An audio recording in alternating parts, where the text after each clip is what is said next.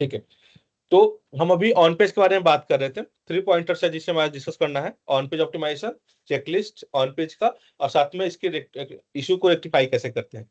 तो on page की जब भी बात करते हैं ना, तो ऑन पेज का सीधा मतलब होता है डिजिटल मार्केटिंग के फर्स्ट स्टेप से। ठीक है, फॉर एग्जाम्पल डिजिटल मार्केटिंग आप जब भी करना स्टार्ट करते हो, या फिर डिजिटल मार्केटिंग का जब भी नाम आता है, तो डिजिटल मार्केटिंग के नाम आते ही 3 टर्म्स आते हैं हमारे दिमाग में। एक होता है हमारा एसईओ, दूसरा होता है हमारा एसएमओ, और तीसरा होता है हमारा पीपीसी।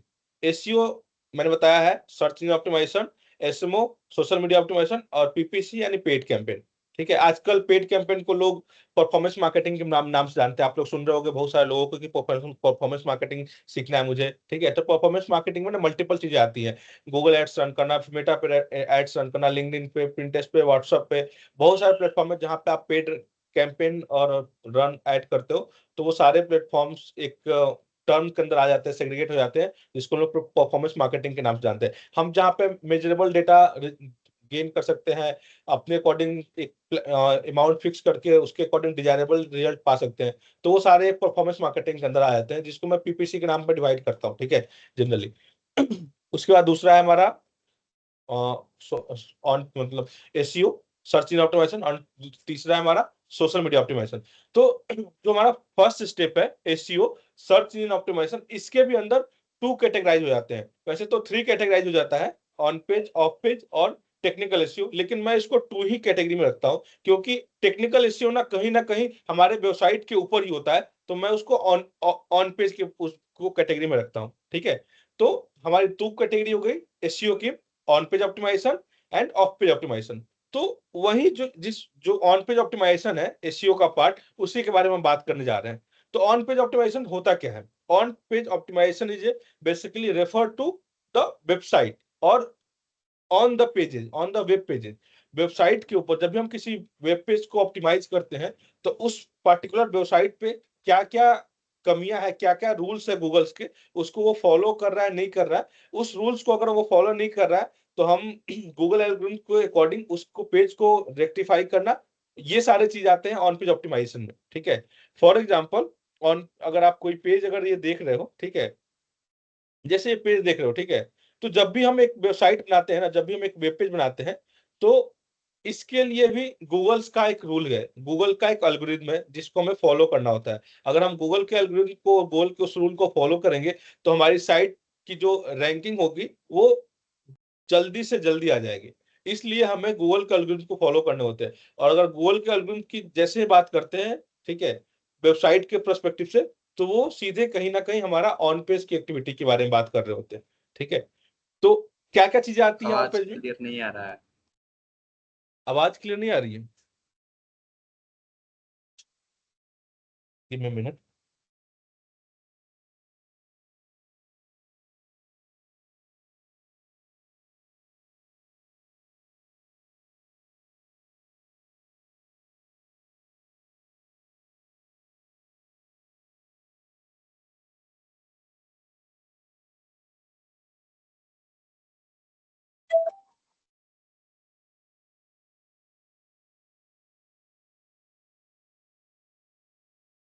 अभी सही है आवाज? पहले से बेटर है?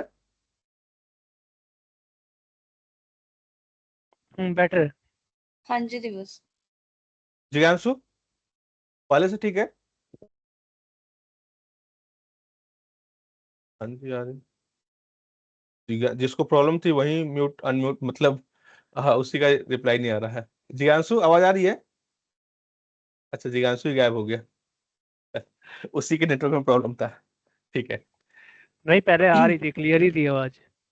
अच्छा, ओके। अभी हाँ पहले से बेटर है या फिर ठीक है? हाँ, ठीक है, आवाज करेक्ट एकदम। ठीक है, तो मैं ऑन पेज के बारे में बात कर रहा था। ऑन पेज सिंपल सा मतलब ये है कि जब भी हम डिजिटल मार्केटिंग या एसईओ की बात करते हैं, तो एसईओ 2 कैटेगरी में कैटेगराइज हो जाता है। फर्स्ट कैटेगरी होता है हमारा ऑन पेज ऑप्टिमाइजेशन, सेकंड होता है हमारा off page optimisation. On page optimisation का मतलब होता है कि हम सारे जो भी प्रोसेस है, जो भी रूल्स है, जो भी गूगल के एल्गोरिथम है, हम उसको वेबसाइट के ऊपर सही करें, फिक्स करें, या फिर वेबसाइट के ऊपर सारे जो भी गूगल रूल है उसको इम्प्लीमेंट करें। ठीक है, ऑफ पेज ऑप्टिमाइजेशन की बात होती है, तो इसका मतलब होता है कि हम जितने भी हमारी वेबसाइट्स है, जो भी वेबसाइट के हमारे लिंक्स है, हम उनका किसी थर्ड पार्टी साइट पे जाके एक बैकलिंक क्रिएट करे और उस बैकलिंक को अपने पास स्टोर करके रखे। वही बैकलिंक क्या करता है, हमारी साइट के रैंकिंग को इंप्रूव करने में हेल्प करता है। ठीक है, तो ऑफ पेज का डायरेक्टली मतलब होता है बैकलिंक को क्रिएट करना, और ऑन पेज का डायरेक्टली मतलब होता है कि आप अपने वेबसाइट को गूगल के रूल के अकॉर्डिंग ऑप्टिमाइज करना।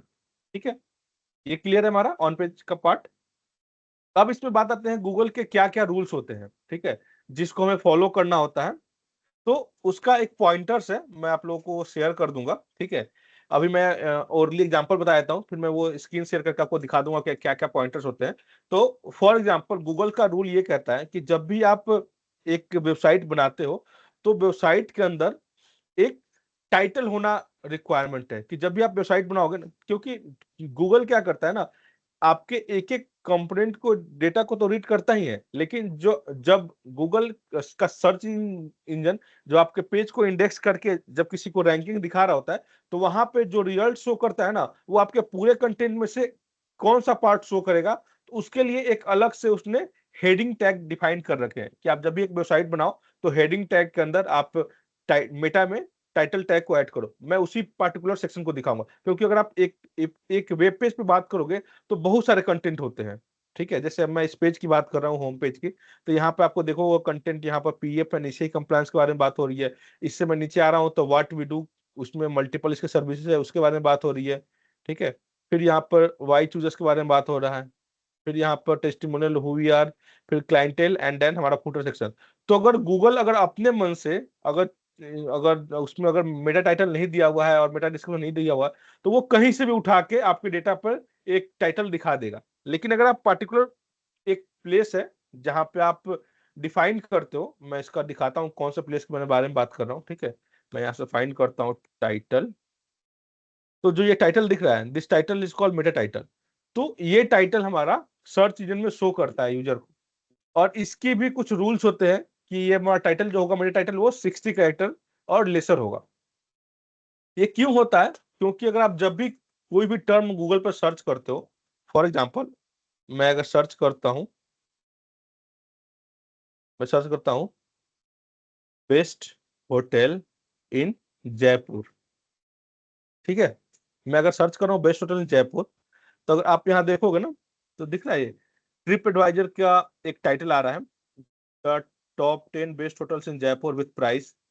यहाँ पर मेक माई ट्रिप का आ रहा है, 5 स्टार होटल्स इन जयपुर, फिर गो आई विवो का आ रहा है। ठीक है, ये अगर आप काउंट करोगे ना, यहाँ पे अगर इसको सिलेक्ट करके, तो ये 60 कैरेक्टर से लेसर होगा। जैसे ही ये इंक्रीज होता है ना, इंक्रीज होते ही यहाँ पर डॉट डॉट डॉट करके हमारे टाइटल को दिखाने लगता है। अभी तो इनमें किसी ने भी वैसा नहीं कर रखा है, ठीक है, टाइटल एक्सीड नहीं करा रखा है, लेकिन बहुत सारे एग्जाम्पल आपको मिल जाएंगे जहां पे आपको वो दिख जाएगा कि ये जो टाइटल होगा ना, टाइटल के बाद आपको यहाँ से dot dot dot dot 3 dot start हो जाएगा दिखना। तो वो कहाँ से फैच होता है? मेटा टाइटल से। लेकिन मेटा टाइटल क्या होता है कि आपका 60 कैरेक्टर से जैसे एक्सीड करता है, फिर वहां पर वो डॉट डॉट आने लगता है। तो गूगल ने एक रूल बनाया है कि आप जब भी टाइटल ऐड करो तो वो 60 कैरेक्टर का होना चाहिए, और साथ में वो हेडिंग टैग के अंदर होना चाहिए। आप रखोगे तभी मैं उस वाले पार्टिकुलर चीज को दिखाऊंगा, और उससे हमारी एक कीवर्ड के अकॉर्डिंग रैंकिंग को भी कहीं ना कहीं इम्पैक्ट मिलता है, और वो उससे वो रैंकिंग को हमारे मतलब एक एस्टेब्लिश करता है पार्टिकुलर रैंकिंग को पार्टिकुलर कीवर्ड के बिहाफ पे। ठीक है, तो एक एक ये है टर्म हमारा मेटा टाइटल। जस्ट फिर उसके नीचे आप आओगे तो मैं ऐड करना होता है मेटा डिस्क्रिप्शन। मेटा डिस्क्रिप्शन क्या होता है? जो आपको टाइटल दिख रहा है उसी के नीचे आपको एक टेक्स्ट दिख रहा होगा, तो this is called Meta description. अब इसमें देखो आप, ये दिख रहा है आपको? सॉरी, ये टाइटल के बाद ना यहाँ पर dot dot dot dot 3 dot करके आ रहा है। यहाँ पर भी देखोगे तो इस टाइटल के बाद यहाँ पर 3 डॉट करके आ रहा है। यहाँ पर भी देखोगे तो इस टाइटल का जो मेटा डिस्क्रिप्शन है उसके बाद 3 डॉट करके आ रहा है। वही इस वाले में 3 डॉट नहीं है, सिंगल डॉट है, यानी ये यहीं पे इसका कंटेंट खत्म हो गया। तो ये जो कंटेंट है ना, इसके लिए भी लिमिटेशंस है, वो है 160 कैरेक्टर की और उससे लेस की। अगर 160 कैरेक्टर से ज्यादा का कंटेंट यहाँ पर अगर मेटा डिस्क्रिप्शन में ऐड करते हो, देन आपका जो प्रीव्यू होगा, जब भी गूगल पर सर्च रिजल्ट दिखेगा तो वो यहाँ पर ऐसे ही डॉट डॉट करके आएगा, पूरा आपका कंटेंट नहीं दिखेगा। तो हमें जब भी हम ऑन पेज ऑप्टिमाइजेशन की बात करते हैं, तो हम ये पॉइंट चेक करते हैं कि एक वेबसाइट के अंदर टाइटल टैग एडेड है या नहीं एडेड है। मेटा डिस्क्रिप्शन एडेड है या नहीं है, और अगर एडेड है तो उसका कैरेक्टर लिमिट क्या है, उसकी कैरेक्टर लिमिट 60 कैरेक्टर है या उससे ज्यादा है, मेटा डिस्क्रिप्शन है उसकी कैरेक्टर लिमिट 160 है या उससे ज्यादा है। तो ये 2 पॉइंटर्स है जिसको हम चेक करते हैं। इसके अलावा और इसके जैसे मल्टीपल पॉइंटर्स है, वो क्या क्या है मैं आपको वो बताता हूँ एक करके।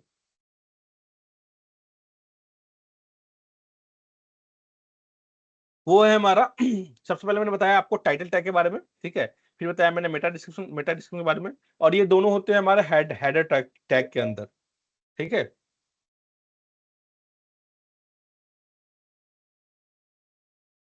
जिज्ञासु आवाज आ रही है अब? हाँ आ रही है बाबा। ओके ठीक है। तो जो ऑन पेज की मैं पॉइंटर्स की बात बता रहा था कि हमें किस किस पॉइंट को वैलिडेट करना होता है, किस किस पॉइंट को चेक करना होता है। तो सबसे पहले मैंने बताया टाइटल टैग देखना होता है, मेटा डिस्क्रिप्शन देखना होता है, और ये दोनों आते हैं हेडर टैग के अंदर, ठीक है। फिर सेकंड होता है हमारा कैनोनिकल यूआरएल। हम कैनोनिकल यूआरएल चेक करते हैं कि एक वेबसाइट के अंदर में कैनोनिकल यूआरएल एडेड है या नहीं, ठीक है। अभी तो आप लोगों ने अपनी वेबसाइट बनाई नहीं है, लेकिन जब आप बनाओगे ना तो उसमें मल्टीपल्स ऑप्शन आते हैं जहां पे आप जाके कैनोनिकल यूआरएल को ऐड कर सकते हो, ठीक है।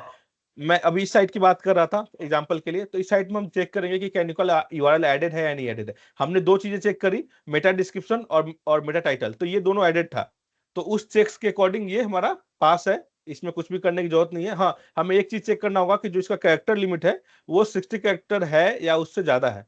अगर 60 कैरेक्टर ज्यादा होगा तो फिर भी हमें फिक्स करने की जरूरत पड़ेगी, ठीक है।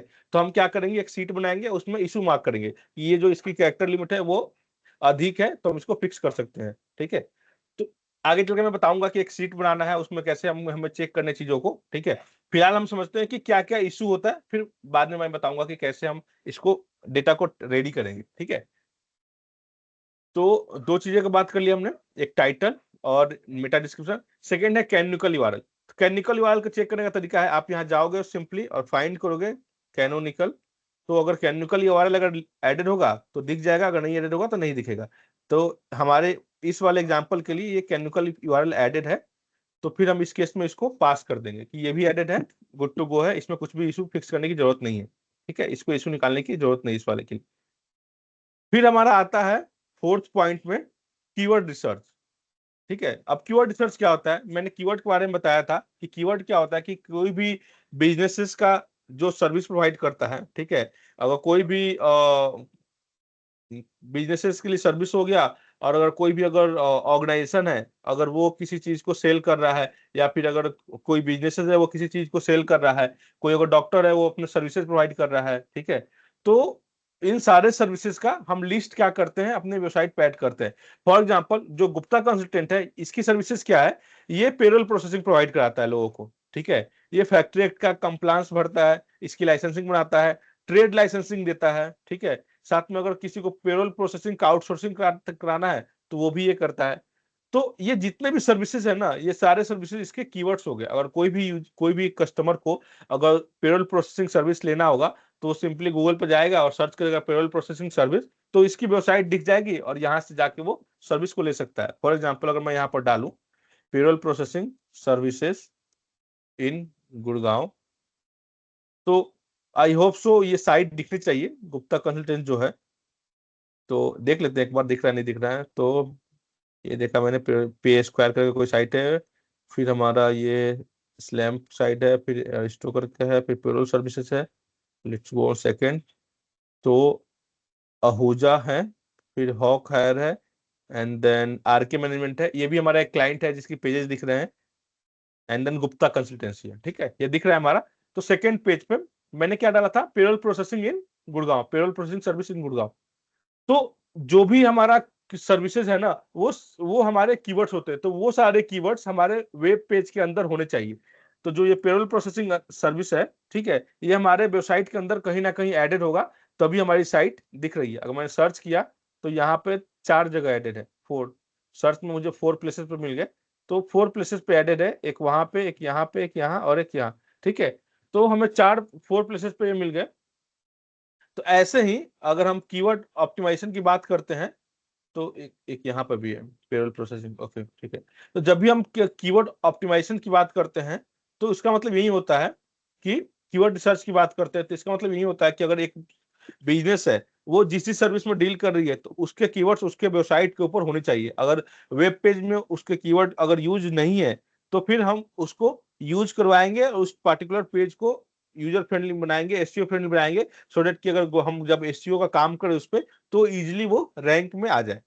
ठीक है, जैसे फॉर एग्जांपल अगर मैं पार्टिकुलर इसकी इसी पेज की बात करूं, पेरोल प्रोसेसिंग सर्विस की पेज की बात करूं, जब इसको आप ओपन करोगे ना तो आपको इस वाले कीवर्ड पे और ज्यादा मिल जाएंगे, पेरोल प्रोसेसिंग।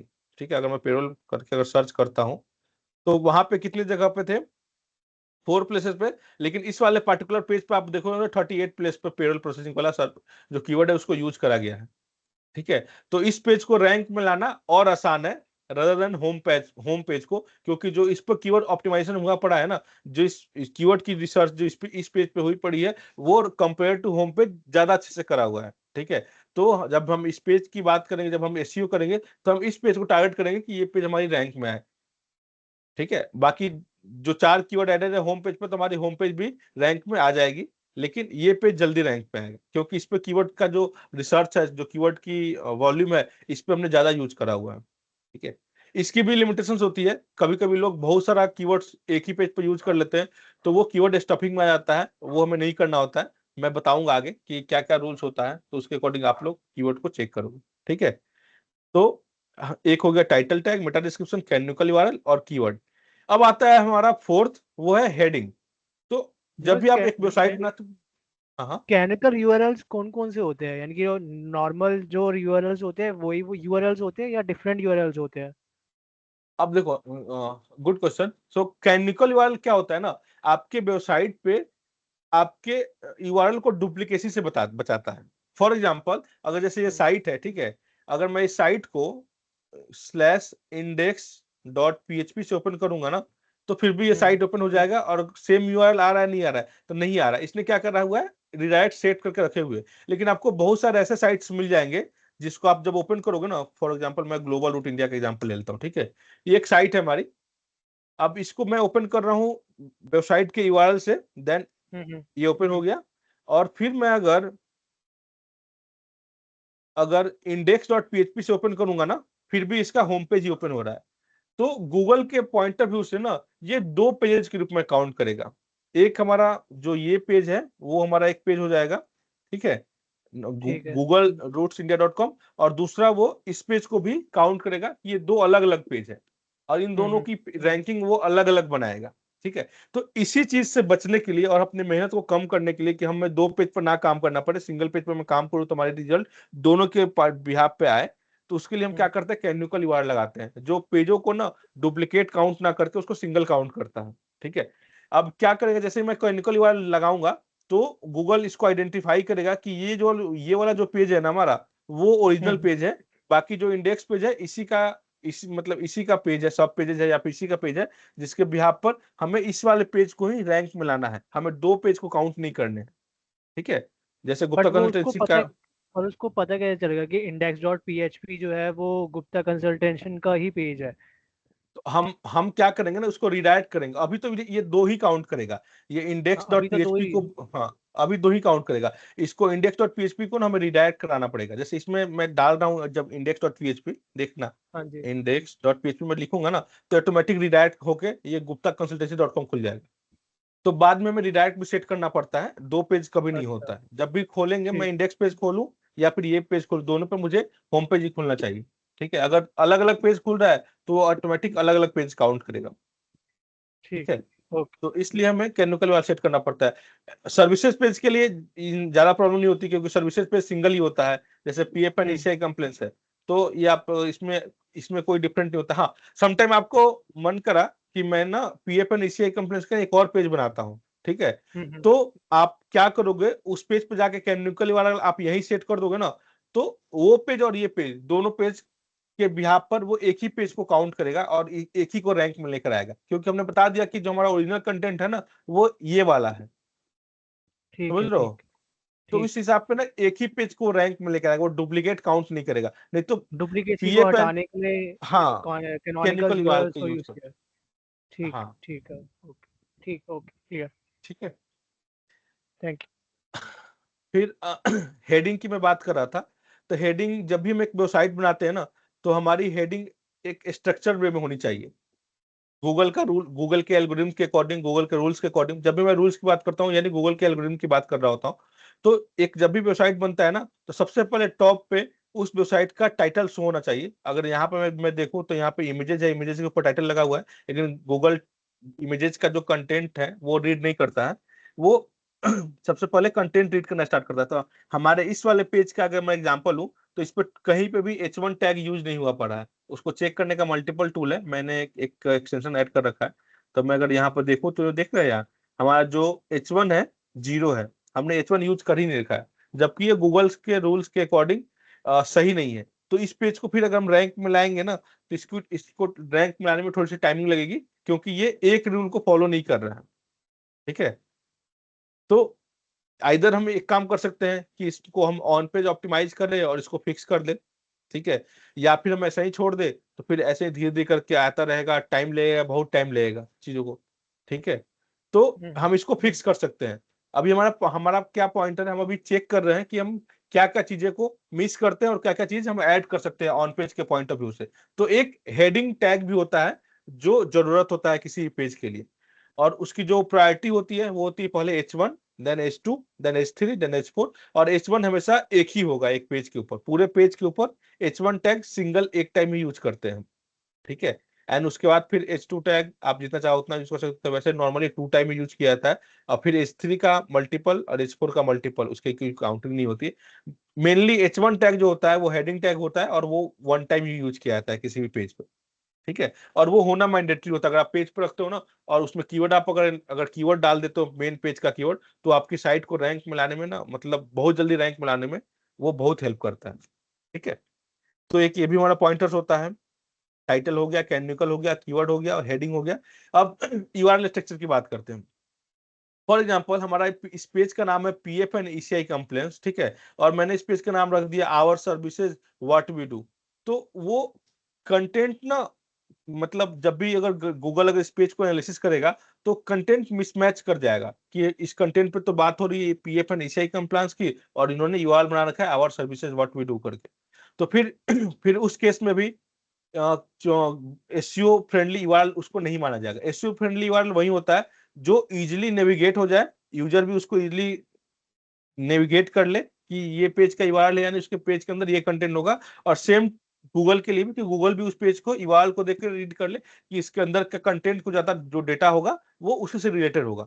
समटाइम क्या होता है कि बहुत सारे लोग ऐसा करते हैं कि पेज बना लेते हैं आवर सर्विसेज, और उसके अंदर किसी पर्टिकुलर पेज के बारे में डिस्कशन हुआ रहता है, तो फिर वो भी हमारा एसईओ फ्रेंडली यूआरएल का एग्जांपल नहीं है। उसको भी हम फिक्स करेंगे और यूआरएल को एसईओ फ्रेंडली बनाएंगे। जो भी हमारा सर्विसेज का नेम होगा, या फिर जो भी हमारा अबाउट अस पेज का नेम है, तो अबाउट अस पेज है तो हम अबाउट अस ही रखेंगे। ऐसा नहीं कि हम होम XYZ ABC लिख दिया और हम उसके नीचे हमने अबाउट अस के बारे में बातें कर रहे हैं।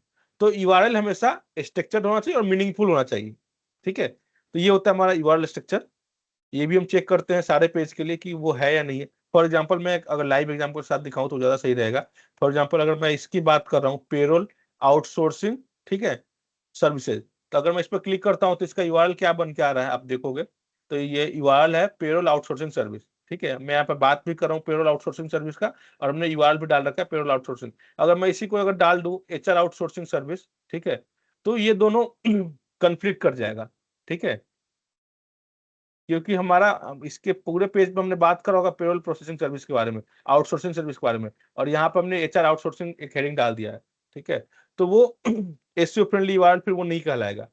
जिस कंटेंट के बारे में हम डिस्कस कर रहे हैं ना, हमारा यूआरएल वो वही होना चाहिए। क्लियर है? सिंपल सा एग्जांपल है, अगर आप कोई शूज शूज सेल कर रहे हो, या फिर आप मोबाइल सेल कर रहे हो, मान लो मोबाइल है आपका एप्पल 14 प्लस, और आपने उसमें लिख दिया कि सैमसंग मोबाइल 304 या सैमसंग गैलेक्सी मॉडल, तो वो यूआरएल यूजर फ्रेंडली होगा? कभी भी नहीं होगा ना, एसईओ फ्रेंडली नहीं यूआरएल नहीं होगा। कहलाएगा ना। वो कंफ्लिक्ट कर रहा है ना, हम बात कर रहे हैं एप्पल की और हमने यूआरएल में डाल दिया है सैमसंग का। तो इसको भी जरूरी होता है एज पर द जो भी हमारा प्रोडक्ट होता है उसके अकॉर्डिंग रखना। ठीक है, फिर हम बात करते हैं कंटेंट ऑप्टिमाइजेशन का। तो पूरे वेबसाइट में जो भी कंटेंट हम यूज करते हैं ना, सारे कंटेंट ऑप्टिमाइज होने चाहिए, कोई भी कंटेंट अनऑप्टिमाइज नहीं होनी चाहिए। जब तक कंटेंट आपका ऑप्टिमाइज नहीं है, इसको रैंक में लाना बहुत टफ हो जाएगा। जैसे आप जो भी कंटेंट, आप जो भी वेबसाइट यूज कर रहे हैं ना, आप उसका कंटेंट ऑप्टिमाइज है नहीं ऑप्टिमाइज है वो कैसे चेक करोगे? उसको चेक करने के लिए प्लेगरिज्म चेकर टूल आता है। मैं सिंपली इस कंटेंट को कॉपी करूंगा और यहाँ जाऊंगा और यहाँ पर सर्च करूंगा प्लेगरिज्म चेकर, ठीक है। तो आपको बहुत सारे वेबसाइट्स मिल जाएंगे, ठीक है, बहुत सारे वेबसाइट मिल जाएंगे। तो जो एक एसईओ smallseo.tool.com करके साइट है ना, ये सही रिजल्ट देता है, तो मैं नॉर्मली इसी पे प्रिपेयर करता हूँ जाना। और यहाँ पे जाके आपको सिंपली क्या करना है, उस कंटेंट को पेस्ट करना है और पेस्ट करने के बाद यहाँ से चेक प्लेगरिज्म पर क्लिक करना है। जैसे आप चेक करोगे तो यहाँ पर वो आपका रिजल्ट देना स्टार्ट कर देगा कि ये जो कंटेंट है वो कितना यूनिक है या कितना प्लेगरिज्म है, वो सारा आपको डेटा बता देगा, ठीक है। विद इन अ सेकेंड, कुछ टाइम लगता है, कुछ टाइम फ्रेम लगता है, ये कर रहा है। ऊपर में देखोगे ना तो बफर कर रहा है। अच्छा, मैंने चेक नहीं करा है क्या? हाँ, ठीक है, वो मैंने चेक नहीं करा था उसलिए टाइम लगा था। अब यहाँ देखो, आपको दिख रहा है ये 100% यूनिक कंटेंट यहाँ दिखा रहा है। इट मीन्स कि जो हमारा कंटेंट है वो यूनिक है, ठीक है। अगर यही यहाँ पर अगर दिखाता कंटेंट यूनिक नहीं दिखाता, फिर हम क्या करते, इसको फिक्स करते, ठीक है। इसमें चीजों को फिक्स करते और फिर हम इसको यूनिक लाने की कोशिश करते हैं। अगर कोई कंटेंट आपको दिखाऊं डुप्लीकेट कंटेंट, तो उससे ज्यादा कनेक्ट कर पाओगे। Let me show some example. मान लो मैं इसको अपनी साइड खोल लेता हूँ, ठीक है, मैंने कंटेंट कॉपी करके डाल रखे हैं। या फिर दिवस कुमार गुप्ता खोल लेता हूँ, ठीक है। और अगर मैं ये कंटेंट कॉपी करूँ और यहाँ से हम प्लेगरिज्म चेक करें, ठीक है, तो यहाँ से आपको पता चल जाएगा कि ये डुप्लीकेट है या फिर यूनिक है। चेक प्लेगरिज्म पे चेक करता हूँ, वेरीफाई।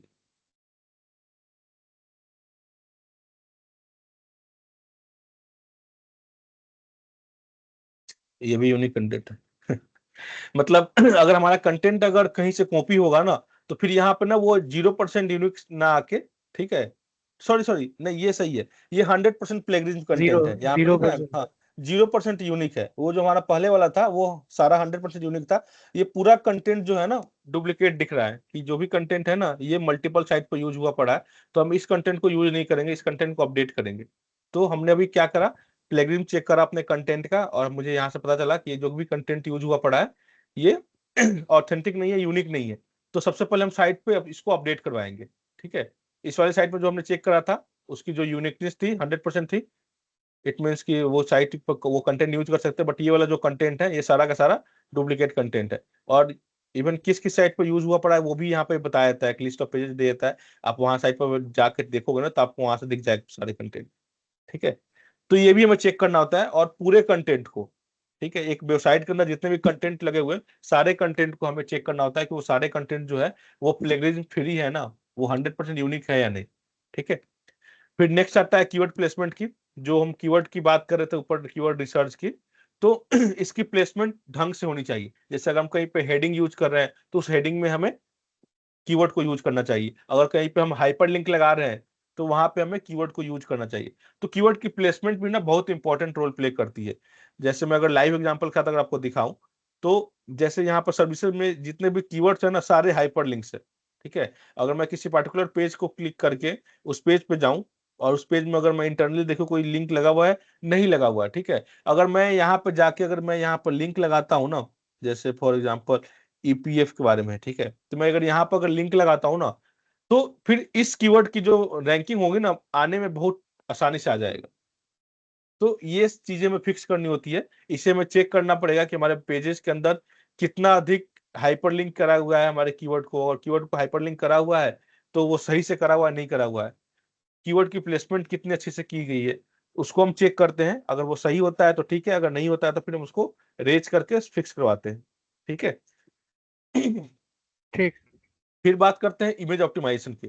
जितने भी वेबसाइट पर आपको इमेजेस दिख रहे हैं ना, सारे इमेजेस के अंदर ऑल टेक्स्ट एडेड होना चाहिए, और इसकी जो साइज होनी चाहिए वो 100 KB के अराउंड होनी चाहिए। क्योंकि बहुत सारा ऐसा इमेजेस होता है, आप देखो कभी किसी साइट पे तो 10 MB 12 MB 15 MB का इमेजेस यूज कर लेते हैं बहुत सारे लोग एचडी के चक्कर में। लेकिन आप उस एचडी इमेजेस को ना आप कंप्रेस करके सेम इमेज क्वालिटी में आप यूज कर सकते हो। और हमें रिकमेंड भी होता है गूगल की तरफ से कि आपकी जो साइज होगी इमेज की वो 100 KB से लेस देन होनी चाहिए या अराउंड 100 KB होनी चाहिए। और जो भी इमेजेस होगा उसके अंदर ऑल टेक्स्ट एडेड होनी चाहिए। ठीक है, अगर मेरे पास एक टूल है, मैं उसको चेक कर सकता हूँ किसी वेबसाइट के अंदर ऑल टेक्स्ट लगा हुआ नहीं लगा हुआ, तो मैं यहाँ से चेक कर सकता हूँ। ठीक है, आपको अगर चेक करना होगा तो बिगिनिंग फेज में आपको सेम करना पड़ेगा इसका कंट्रोल यू। ठीक है, अगर मैक यूज कर रहे हैं तो कमांड ऑप्शन यू, अगर आप विंडोज यूज कर रहे हैं तो कंट्रोल यू करोगे, सोर्स कोड खुल जाएगा। फिर यहाँ से आप फाइंड करोगे इमेज, इमेज का सोर्स कोड होता है IMG। ठीक है, IMG के अंदर सारे इमेजेस होते हैं। तो जैसे यहाँ पर 4 इमेजेस यूज है, तो मैं अगर यहाँ पे जाऊं तो यहाँ पे मुझे दिख जाएगा कि ऑल टेक्स्ट एडेड है या नहीं। जैसे यहाँ पे दिख रहा है आपको all text Gupta consultant added है। मैं फिर नेक्स्ट करता हूँ। एक और है हमारे पास इमेज ऐड, जिसका भी ऑल टेक्स्ट एडेड है गुप्ता कंसल्टेंट। मैं थर्ड देख रहा हूँ जहाँ पे इमेजेस एडेड है और इसका कीवर्ड क्या है, PFN ECI complaint service in India. ठीक है, जिसके बारे में मैं अभी दिखा रहा था आपको हॉवर करके, यही वो कीवर्ड दिखा रहा था, PFN ECI complaint service in India. तो जो ये इमेज है इसका आप यहाँ से भी कंट्रोल यू करके फाइंड कर सकते हैं कि ऑल टेक्स्ट एडेड है नहीं एडेड है। ये ऑल टेक्स्ट ना दो तरीके से हेल्प करता है। एक तो हमारा गूगल के एल्गोरिथम के अकॉर्डिंग बोलता है कि आप ऑल टेक्स्ट ऐड करो, जिसके बिहाफ पर जब भी एसईओ होगा तो आपका इमेज भी सेव होना स्टार्ट हो जाएगा। जब आप कभी कोई भी सर्विसेज सर्च करते हो तो जैसे मान लो मैंने ये PF वाला सर्च किया, ठीक है, और मैं जाकर अगर गूगल पे अगर ये सर्विसेज डालूंगा ना, अगर मैं PF पर सर्विसेज करके अगर मैं गूगल पे यहाँ पे ऐड करता हूँ, क्या कॉपी हो रहा है,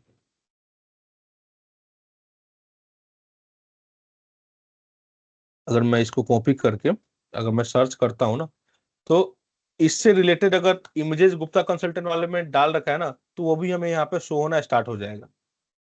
जैसे ये वाला इमेज है, दिख रहा है। तो क्या करता है, एसईओ के बिहाफ पे, ऑल टेक्स्ट के बिहाफ पे गूगल इमेज को भी सेव करना स्टार्ट कर देता है। ठीक है, और दूसरा एडवांटेज क्या होता है कि अगर सपोज इन केस आपकी इंटरनेट स्पीड स्लो है, ठीक है, और आप ये साइट लोड कर रहे हो, तो लोड करते समय ना अगर इंटरनेट स्पीड स्लो है तो सारा कंटेंट आ जाएगा आपकी वेबसाइट पे, और साथ में जो इमेजेस है ना, इस इमेजेस के पीछे में ना एक टेक्स्ट लिख के आ जाएगा जिस इमेज के बारे में हम चर्चा कर रहे हैं, PFN ECI कंप्लेंट, वही हमारे पीछे में टेक्स्ट आ जाएगा। तो इससे हम आइडेंटिफाई कर सकते हैं कि जो हमारा ये बैकग्राउंड है वहां पे एक इमेज है और उस इमेज में PFN ECI कंप्लायंस के बारे में बात की गई है।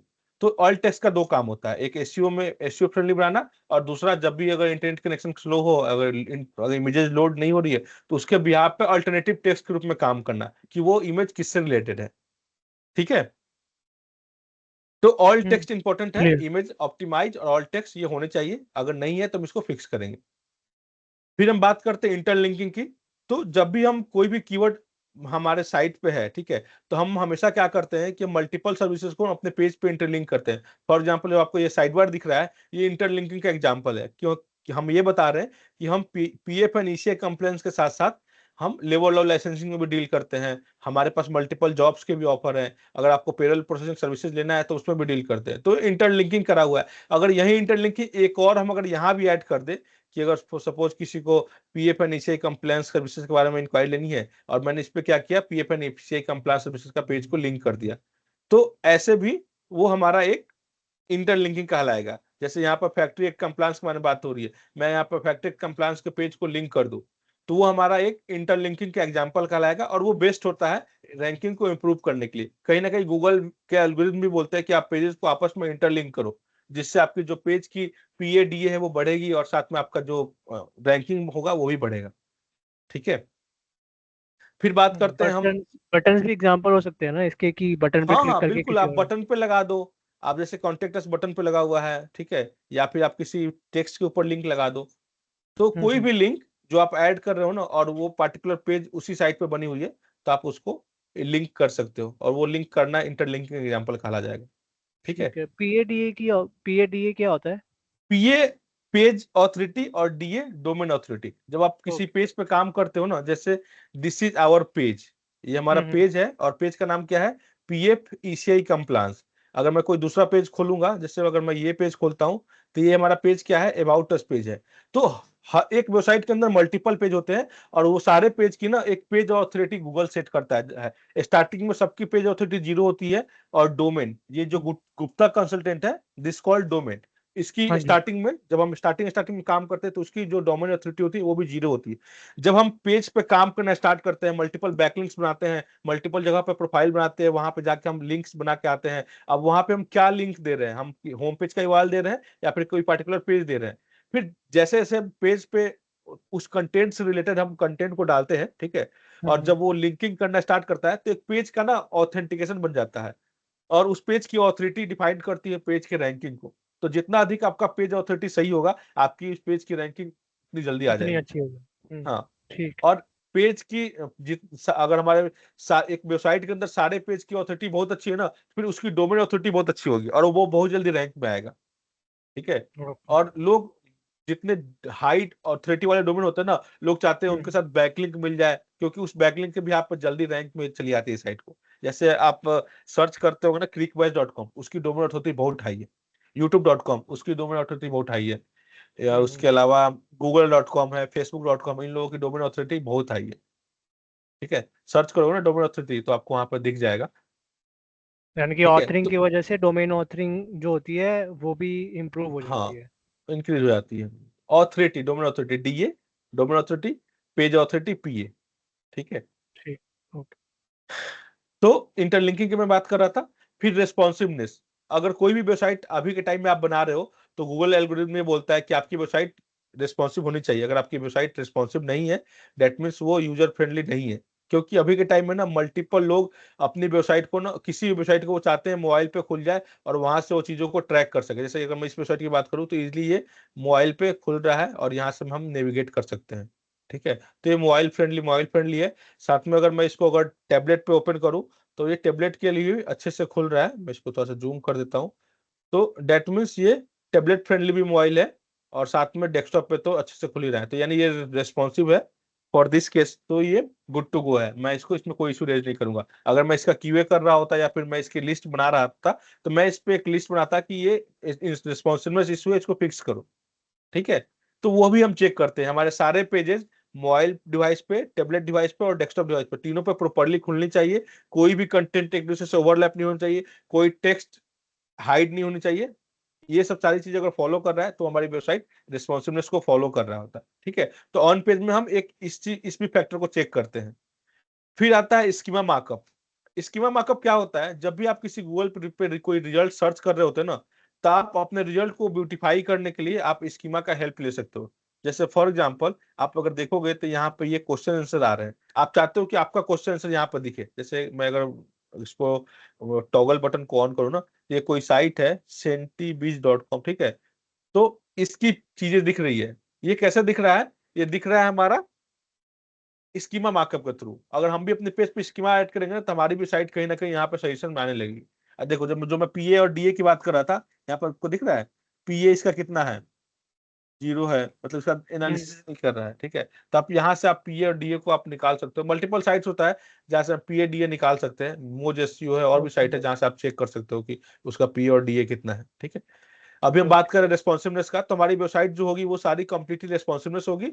और स्कीमा की बात कर रहा था, तो स्कीमा क्या करता है, हमारे रिजल्ट को ACRP पे ब्यूटीफाई कर देता है। अगर आप स्कीमा टैग डाल के अपने पेज को जितना चाहे उतना ब्यूटीफाई कर सकते हो, कि अगर वो सर्च इन रिजल्ट पेज पे यहाँ पे आए, तो वो कैसा दिखना स्टार्ट हो। जैसे फॉर एग्जाम्पल, अगर मैं यहाँ पर प्रो वेब स्क्वायर डालूंगा ना, तो मेरा गूगल प्रोफाइल बिजनेस खुला हुआ है, तो इसलिए ऐसे आ रहा है। मैं कोई और एग्जांपल ले लेता हूँ। जैसे मैं ले लेता हूँ सपोज JLL। ठीक है, तो जैसे मैंने JLL डाला ना, अब यहाँ पर देखो, इसका कैरियर का पेज, फिर डिजाइन पेज, फिर about JLL, offices location, JLL news room Gurgaon, ये ना एक इसको दिखा रहा है इसका रिजल्ट। तो ये जो रिच रिजल्ट दिख रहा है ना आपको, ये रिजल्ट क्या कैसे आता है, हमारा स्कीमा मार्कअप के थ्रू। तो हमें हमेशा अपने पेज पे, जब भी हम पेज को बनाते हैं ना, उस पेज को बनाने के बाद उसमें स्कीमा मार्कअप जरूर ऐड करना चाहिए। गूगल सजेस्ट करता है, अगर हम ऐड करेंगे तो हमारी रैंकिंग अच्छी आएगी, जल्दी से जल्दी आ जाएगी। ठीक है, एक ये भी फैक्टर होता है। और फिर हमारा एक लास्ट है स्पीड ऑप्टिमाइजेशन। तो एक वेबसाइट कितना फास्ट खुल रहा है ये उसकी रैंक में लाने में बहुत हेल्पफुल करता है। मान लो कोई आपकी वेबसाइट पे आया और आपकी वेबसाइट खुल रही है 1 मिनट पूरे लग गए, वेबसाइट पूरी कंप्लीट खुल के ही नहीं आई, तो कोई भी यूजर उस पर टिकेगा नहीं और फिर उसकी रैंकिंग बिल्कुल ही डाउन हो जाएगी। ठीक है, तो हम उससे चेक करते हैं कोई भी वेबसाइट का कि जब भी वेबसाइट हम बनाए तो उसकी जो स्पीडिंग होगी ना खुलने की वो विद इन सेकेंड होता है। जैसे फॉर दिस पेजेस अगर मैं आपको बताऊं तो ये पेज आपको खुलने में टाइम ले रहा है 1.2 सेकेंड। ठीक है, ऐसे ही जब भी हम पेज बनाएंगे ना तो हम अपना पेज बना के हम चेक कर सकते हैं कि हमारे पेज की स्पीड क्या है, कितना टाइम लग रहा है उसको पेज को लोड होने में। ठीक है, तो ये सारे फैक्टर्स हैं, मैं सारे पॉइंटर्स में भेज दूंगा। एक बार इसके बारे में आप लोग अपने पास किसी और जगह से मल्टीपल सोर्स से रीड करो और रीड करके थोड़ा सा इसको रखो। फिर मैं ना कल क्या करूंगा, एक सीट बनाऊंगा आप लोगों के सामने और उस सीट बना के आप लोग को दिखाऊंगा कि हम कैसे एक ऑन पेज का सीट बनाते हैं और कैसे चीजों को ट्रैक करते हैं। जैसे मैं अभी आपको दिखा देता हूँ सीट, फिर लेकिन मैं कल बताऊंगा कि इसको कैसे बनाना है और क्या क्या चीजें इसमें करनी है। ठीक है, late me show the seat. शायद यही है, मैं देख लेता हूँ। नहीं ये नहीं, ये गूगल प्लानर है, गूगल प्लानर है। हाँ ये वाला है। ठीक है, तो मैं अभी मॉर्निंग में जो बैच चलती है मैं उन लोगों को टास्क दिया हुआ था बनाने के लिए, तो उन लोगों ने कुछ करा हुआ होगा। मैं इसका एग्जांपल लेता हूँ। नहीं ये तो रैंकिंग का है, सॉरी सॉरी माय मिस्टेक। मैं एक बार जो मैंने दिखाया था, एक बार देख लीजिए इसको खोल के, शायद ये हो। अच्छा ये वीडियोस का, note this also.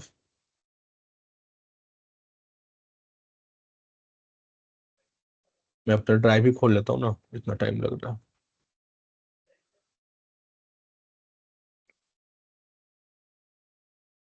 Keyword and ranking on page checklist. ठीक है, तो ये सारे पॉइंटर्स है जो मैं अभी बात कर रहा था। Title tag, meta description, canonical URL, keyword research, heading tag, URL structure. तो ये सारे आपको एक वेबसाइट के अंदर जितने भी पेजेस होते हैं सारे वेबसाइट पर चेक करने पड़ेंगे। ठीक है, ऐसे ही करके एक सीट बनाओगे आप लोग भी। मैं कल आप लोग के सामने एक सीट बनाऊंगा और एक एक पेज को यहाँ पर मैं चेक करके दिखाऊंगा कि क्या क्या चीजें इसमें हम चेक कर रहे हैं, क्या क्या चीजें हैं, क्या क्या चीजें नहीं है। तो फिर उसी बिहाफ पर आप लोग भी पूरा एक कंप्लीट सीट बनाओगे और वो सीट बना के फिर आप मुझे भेजोगे, तो मैं उस पर चेक कर लूंगा कि कहाँ कहाँ पे आप लोगों को चीजें समझ में आई है और कहाँ कहाँ पे अभी भी गैप है। तो मैं फिर वहां पे उस चीजों को फुलफिल करके बता दूंगा कि कैसे वो सीट को बनाना है। ठीक है, तो ठीक है। बेसिकली यही है हमारा ऑन पेज का पूरा। ऑन पेज में हमें क्या करना होता है, अपने वेबसाइट के ऊपर काम करना होता है और गूगल के एल्गोरिथम को फॉलो करके जो जो चीजें वहां पर मिसिंग होती है उसको पूरा करना होता है। और जब हम उसको पूरा करते हैं तो एक हमें जो वेबसाइट मिलती है वो प्रॉपर ऑन पेज ऑप्टिमाइज मिलता है। फिर हम जब उस पे ऑफ पेज का काम करते हैं तो साइट जल्दी से जल्दी रैंक में आ जाती है। ठीक है, ठीक है। इसमें कोई क्वेश्चन, कोई डाउट, कोई चीजें जो आप लोगों को पूछना हो स्कीमा क्विकली। के बारे में मुझे थोड़ा सा आइडिया लेना है कि स्कीमा बनता हाँ कैसे है, यानी कि पेज पे बनता है या उसके लिए कुछ अलग से चीजें करनी पड़ती है। ठीक है, मैं बताता हूँ। मैंने